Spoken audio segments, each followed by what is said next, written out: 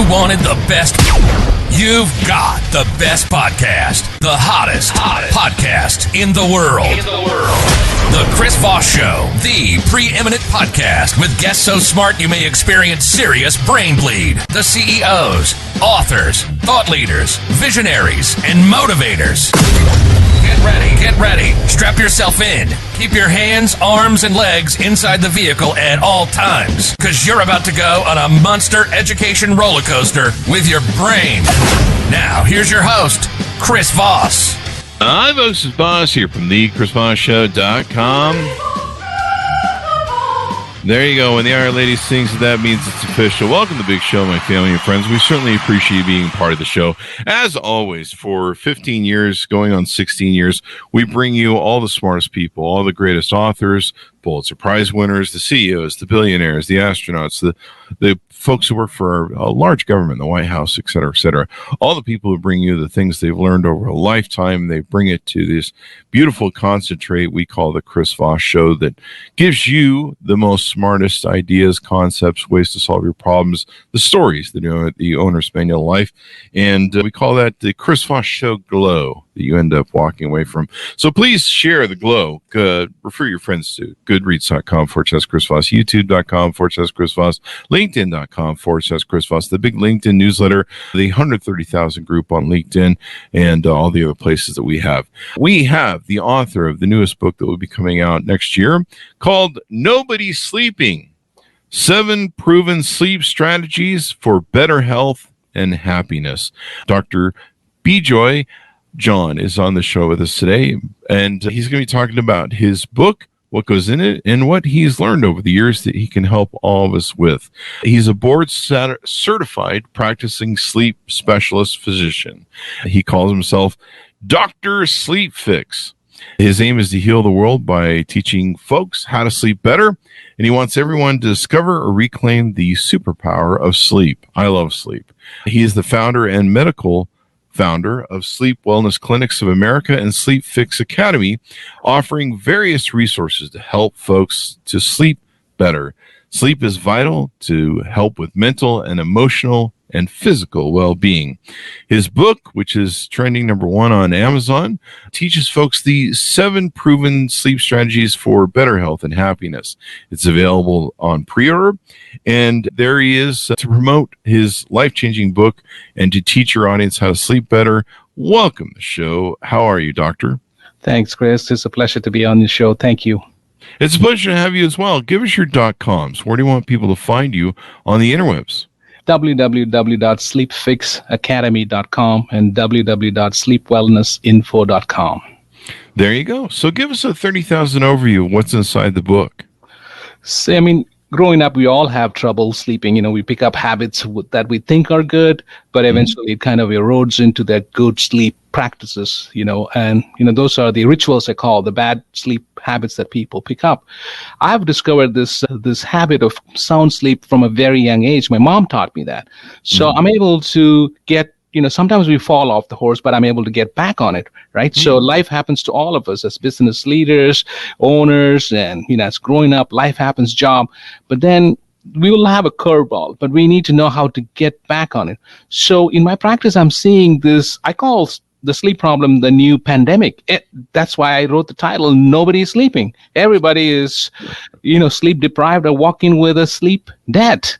So that can affect us in so many ways, our mental health, physical health, heart problem, diabetes, high blood pressure, you name it. Obesity, if you don't sleep well, you're going to eat the wrong diet. So it affects head to toe, everything. Cognition, is one of the treatable causes for Alzheimer's. So it affects everything. Yes. So Alzheimer's. Yeah. So I found the 7 proven sleep strategies, and I even have an acronym for that. It's called the Sleep Now. So that's, my own way of helping people to teach them to sleep better. There you go. How does that acronym break down? So Sleep Now. So the first S is the schedule. You have to have a schedule. Everybody asks me, what's the right schedule? I think the rough schedule is between 10 p.m. to 6 a.m. That's what we need to dedicate. Life happens, you Friday night, Saturday, you party, but that should be your core. So the schedule is very, very important. We all have to have a schedule, right? So that's the one. The next in the acronym is the L. So low temperature in the bedroom should be low. The chemical hormone called melatonin that we secrete to help us sleep is only secreted in cold temperature and in darkness. So the bedroom. Really? Mhm. So people in tropical climates, they don't sleep well. If you go on vacation to a tropical, well, your sleep is kind of, we crank up our AC, but it's not able to catch up. So it's 70, 72. So you will see that. So low, and also the hormone is only secreted in darkness. So low light, low temperature, that's the L, right? So we got the S, L. And the next is electronics, which is like a crazy thing that's going on. What happens is that we are so addicted. So people ask me, how do you know you're addicted? If you wake up in the morning and you're reaching out to your phone, the first thing, automatic, you are cell phone addicted, my friends. So that is.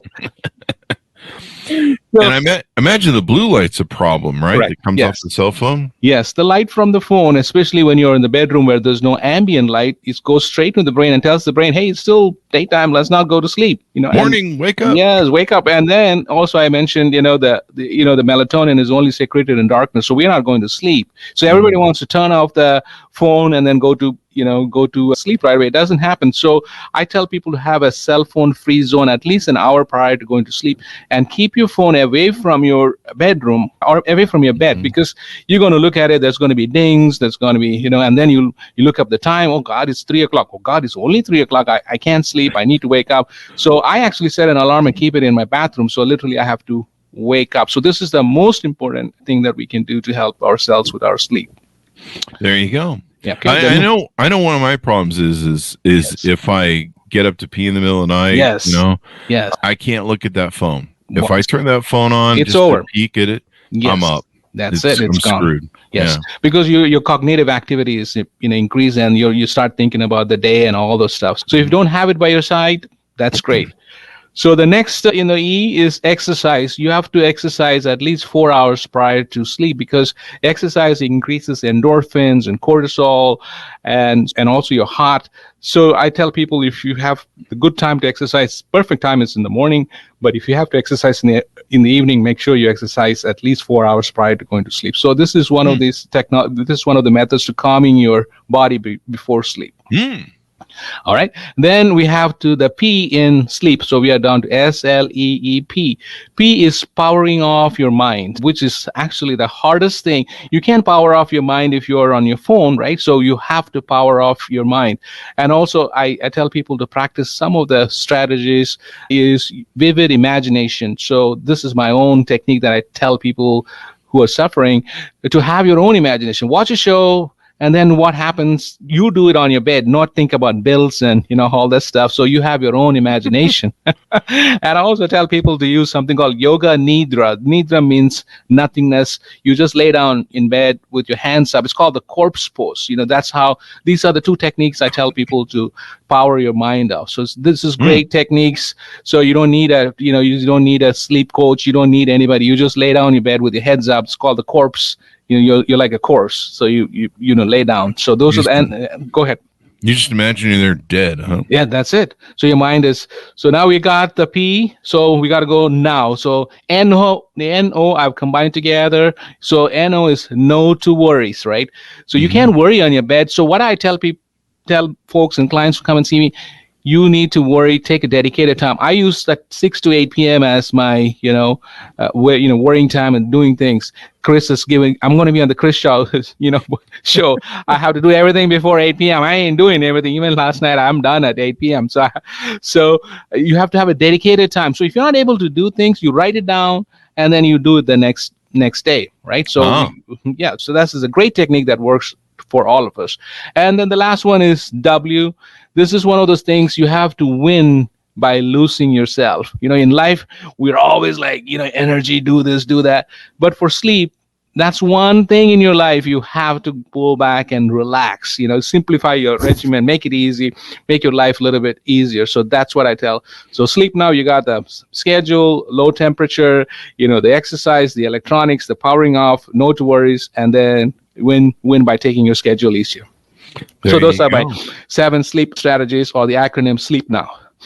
So I have one of those warming beds. It's called the 8 sleep bed. I don't know if you've heard of it, but I turn it up and it warms me up, and sometimes a little too cozy, but evidently I need to run it cooler because what you Exactly. can do, Yes. I can run cold in it if I want, but it's winter time, man. You want me to freeze my butt off while I wait for that melatonin to kick in? Yeah, that's one of those things. So there is also, the truth is always in between. In this process of writing and doing my research, if you do the sauna, your temperatures increase, and there's this other hormone called oxytocin that is kind of released in hot. Yeah. So some people like that feeling of hotness. You take a hot shower and go to bed. So not all people are the same. So you have to try that. There is also truth to the sauna.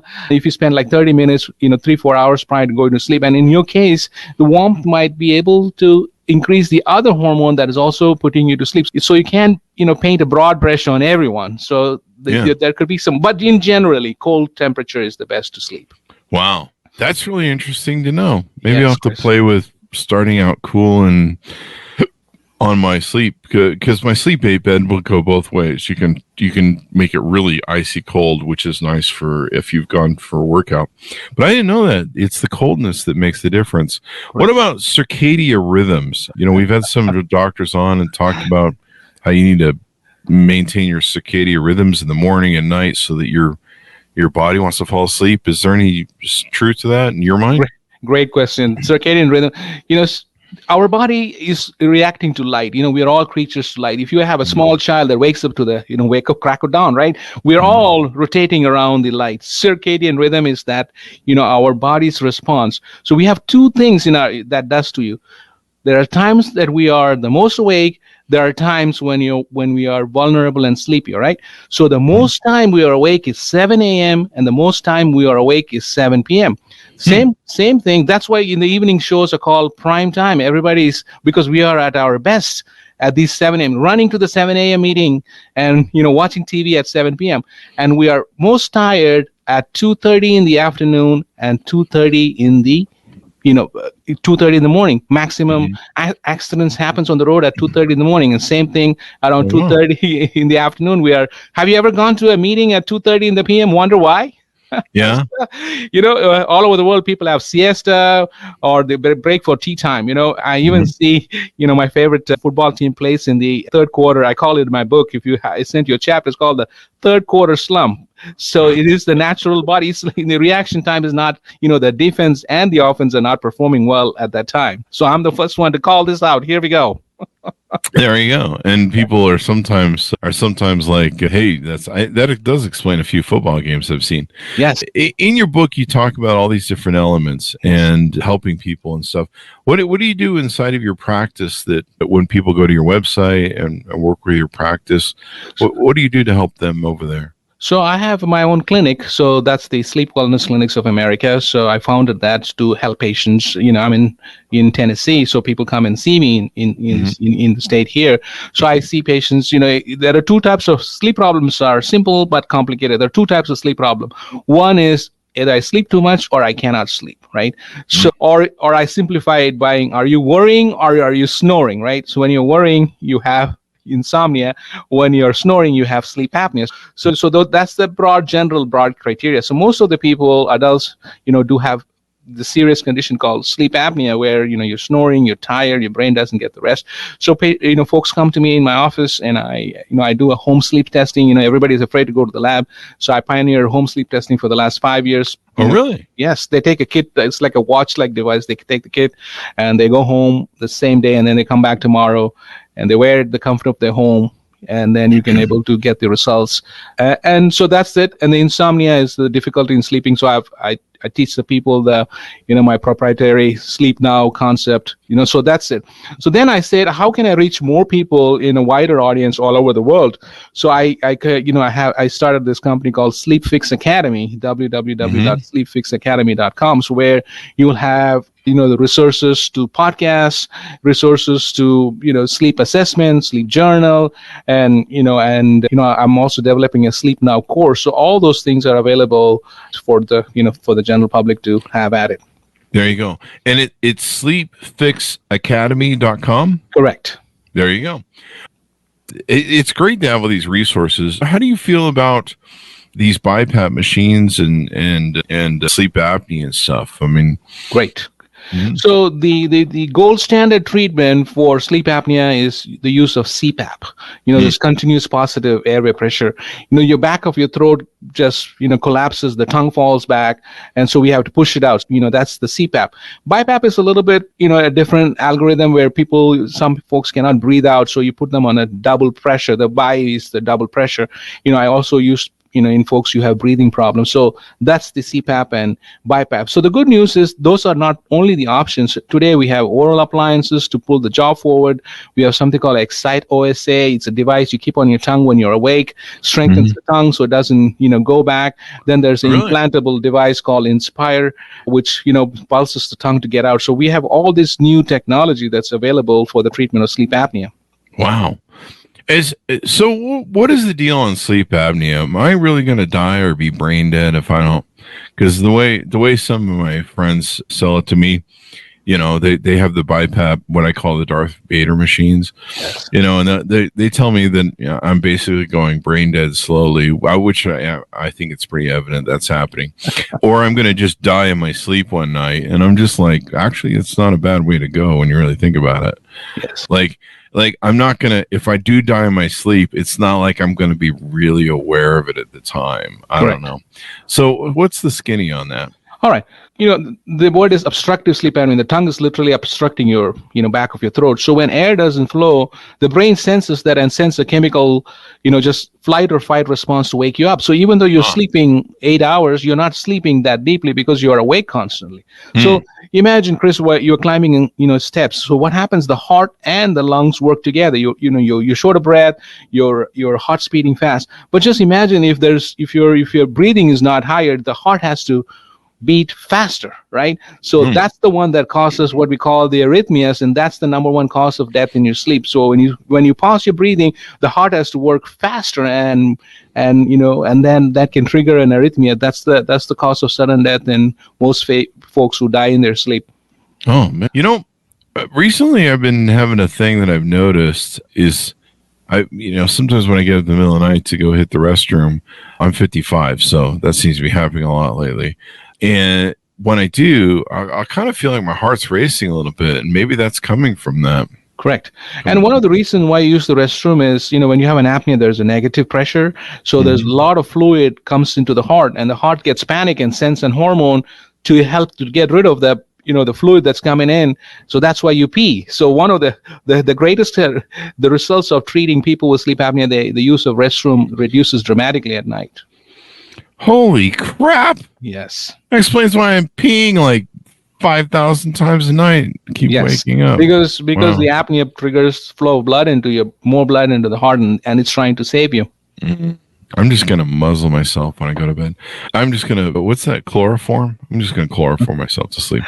So let me ask you this. Have you seen this new thing that I've seen on like TikTok and stuff where people tape their mouth shut? Oh, have you seen that? They actually make like Band-Aids for your mouth, basically. That's a great question. So there's a lot of misinformation out there. There's, non-experts trying to say something. So imagine, all right, the best way to breathe is through your nose. That's perfect. So if you are a perfect, healthy person, if you close your mouth, you're going to breathe through the nose, humidification happens, everything is great.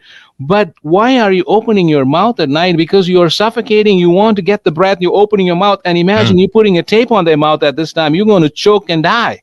So the mouth tape is excellent for young, healthy, people who open their mouth, but it's not good for people who have lung problem, heart problem, or if you're suffering for sleep apnea, you are struggling to breathe and you're opening your mouth to take the breath, and now you're closing your mouth with a tape. You're going to choke. Not a good idea. Yeah, I mean, I'm more worried about sucking that thing down and choking on it. Correct. The tape piece. I'm like, I don't know if I trust myself while I'm asleep. Yeah. Does weight really affect sleep apnea, or is it really just that tongue sliding back into the mouth? So the weight is proportionally distributed all over the body. So as you gain weight, the back of your throat also, there's more fat. It narrows the back of the throat. So yes. So a 10% reduction in weight will help with your apnea. So weight gain is an absolute, treatable causes of obstructive sleep apnea. Yes. That'll put my throat on a diet. Yes. And also, poor sleep alters the leptin and the ghrelin hormones that make you more hungry and less hungry. Leptin lowers your appetite and ghrelin increases your appetite. It's reversed when you don't sleep well. So by sleeping well, you will make better choices and your hormone is regulated. So that'll curb your appetite. Yeah, I've noticed that when I don't sleep well, I have a harder time with intermittent fasting, and I'll have a harder time with just everything, just to try and function and stuff. Well, this is really insightful. I've had friends that have the CPAP machines, but it doesn't work well for them. They don't sleep well with the Darth Vader mask on. No, there's smaller masks. Now there's software that recognizes your face, and there's something called nasal pillow. You can put under the nose. Yes, a lot of new technology. And the other technology I told you, the mouth, oral appliance, the pulse jaw, the Excito, say the tongue device. So there are a lot of options. And sometimes there are three reasons. The way I approach folks not treating and not able to tolerate the CPAP is the mask the problem, is the pressure the problem, or the person the problem, right? So if I can adjust the pressure and all the other setting in the machine, if you can choose the right mask, folks will tend to do better, right? So if the person is the problem, that's a challenge, which can be the case. So if I eliminate the other two, then I have to work with the person and try to give them alternative treatments. There you go. That's interesting. I had one friend who got the Inspire, one put in the chest, and even then he can't get that to work for him. I wonder if these people that are getting these machines, they're just still doing something wrong.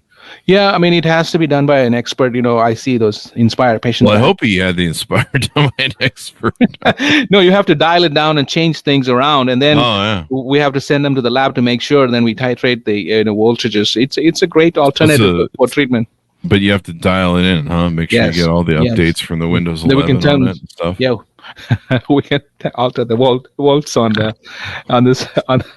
That's what I tease him about. I'm like, does that thing run on Windows 11? You might be screwed. Yes, but I don't know. I'll have to check in with him to see how things are going. Yeah, I was like, I don't think I want something put inside me that I don't know if it knows it works or not. But and then there's the Darth Vader machine. I'm not sure that I could live with the Darth Vader machine. Maybe I just need to read your book and learn the techniques. And then I have heard about that thing that you can put in your mouth and it's a jaw thing. I think we had somebody on the show about that, and it's the way your jaw sets. Correct. It's called an oral appliance. You put it and snaps and then pulls the jaw.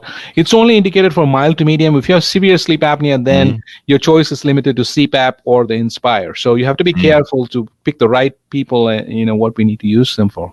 Yeah, I think it was a mouth guard that he puts in. It kind of looks like a retainer. Yes. And stuff. And I'm just trying to get some damn sleep, man. That's just...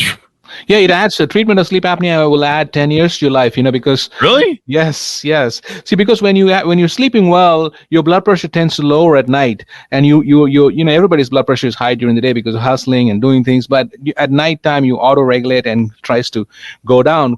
But without resting well, you're always under heightened, and the norepinephrine release is high, and then your blood pressure tends to be high, and the same response increases your blood sugar, and enough oxygen is not going to your brain. So earlier in the show I talked about Alzheimer's. One of the treatable causes is of dementia is treatment of sleep apnea. Really? Yeah.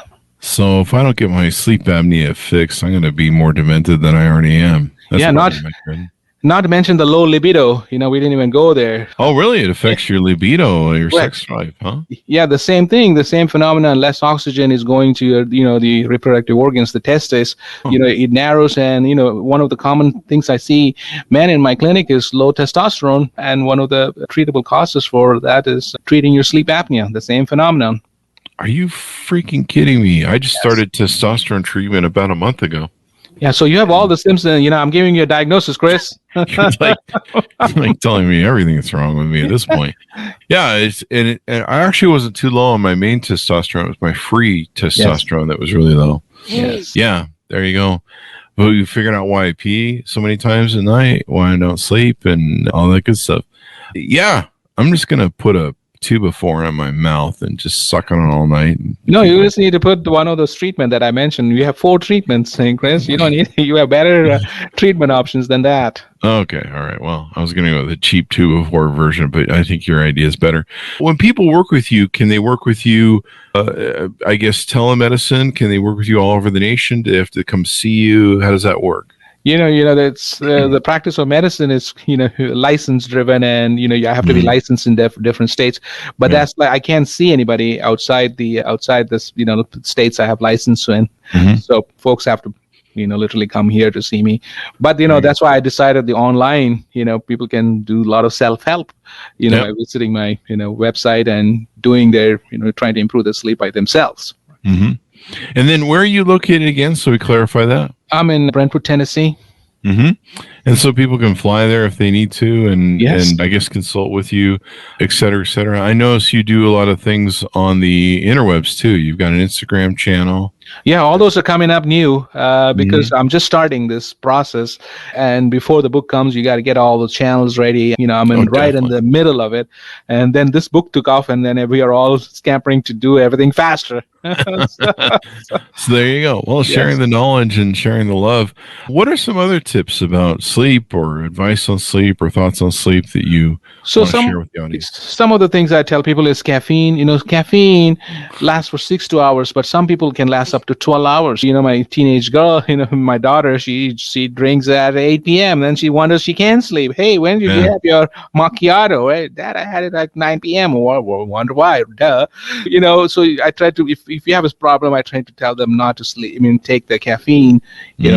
At least if you have a sleeping problem, I said to stop it by 12 noon to 1 p.m. So that's if you have a problem, sometimes you can, and then if you alcohol, what happens is plenty of alcohol metabolizes into something called a product acetaldehyde, which wakes you up. So that's what happens. Alcohol can put you to drown your brain, go to sleep, but then you later it metabolizes and wakes you up, and then alcohol also makes you pee, and then it's a diuretic. So now you're dehydrated. The chemical is working, and then that's a classic sign of the hangover, right? If you're going to have drinking, make sure you drink very, very early, that it washes out of your body, not like close to bedtime.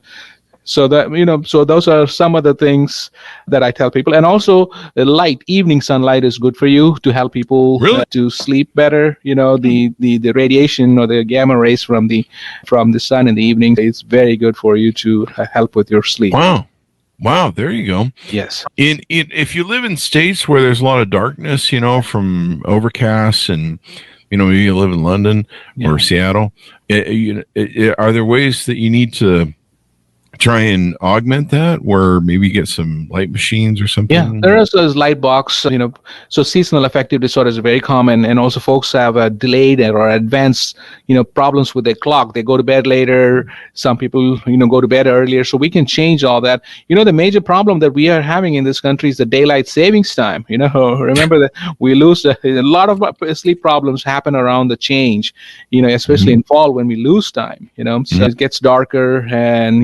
a lot of accidents are happening, in the morning because it's still dark, and a lot of heart attacks and also happen during this time change because your circadian rhythm is altered by an hour, by 1 hour, and for our body to adjust naturally, it will take 1 day to adjust. So to answer the question, the darkness and all, it's a problem. Yeah, it's still screwing me up. It just changed a month ago. A couple weeks ago. Yes. And it's still screwing me up. Like I'm just sitting there going, why is it dark outside? Is it 10 o'clock? Correct. It's 6 o'clock or something. And then in the morning, I'm like, where's the sun? Correct. And I just wish we quit that whole thing. It just mucks up everybody. Yeah, we're trying our best. The American Academy of Sleep Medicine, and everybody's trying to petition. It's still in the Congress, but it's the Congress has other things to. Yeah, well, they got to fight over, I don't know, some stupid crap. My understanding is I thought we decided to change that like in 2020 or something.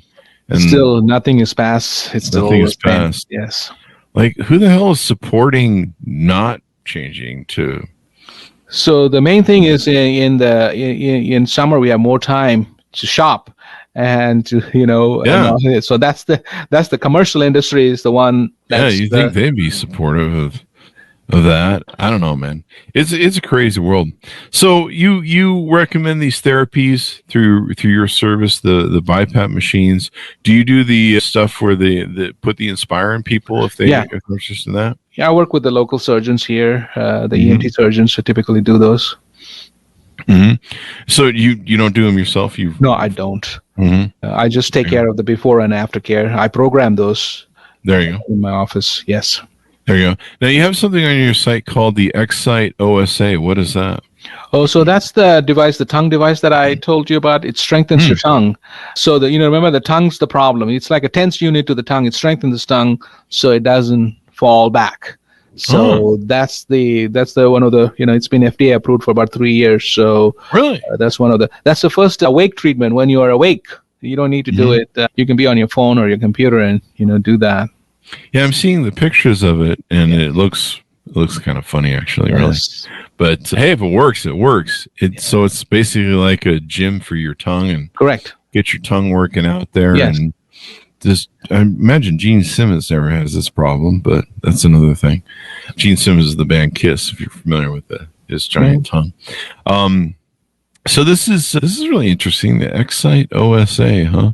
Mm-hmm. And then does that have to be clinically prescribed? I guess you just yes, all those. That's those are durable medical equipment. It's prescribed by a physician. Yes.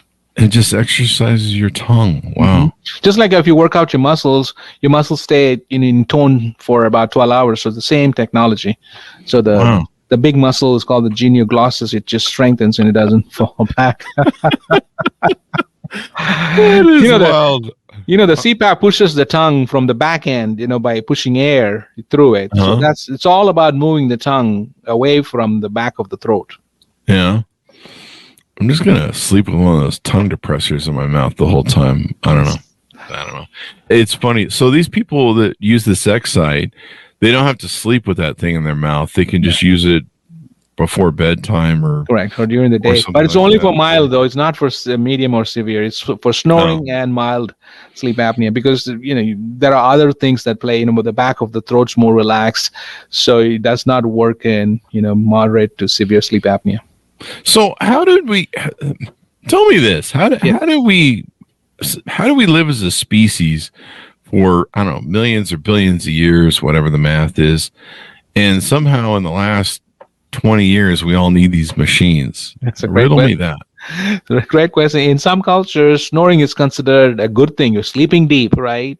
Yeah. So but snoring is actually churning the blood and making it into micro droplets that can embolize. So snoring is churning. So as science evolves, we are able to learn more and more, right?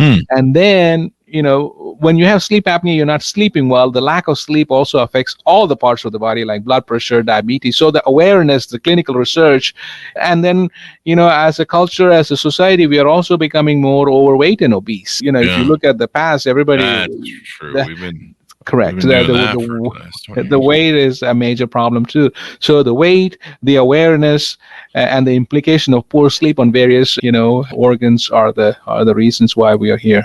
Crazy. That is, a lot of stuff makes sense now. Yes. And it's everything's interrelated. Damn it.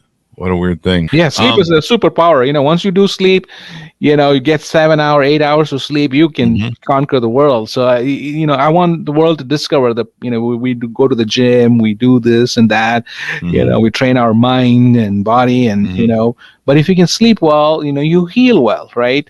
That's true. Then you can do a lot more in the time you're going to be more productive. What do you think about this? There's some people that have this argument that you only really need probably 7 hours of sleep.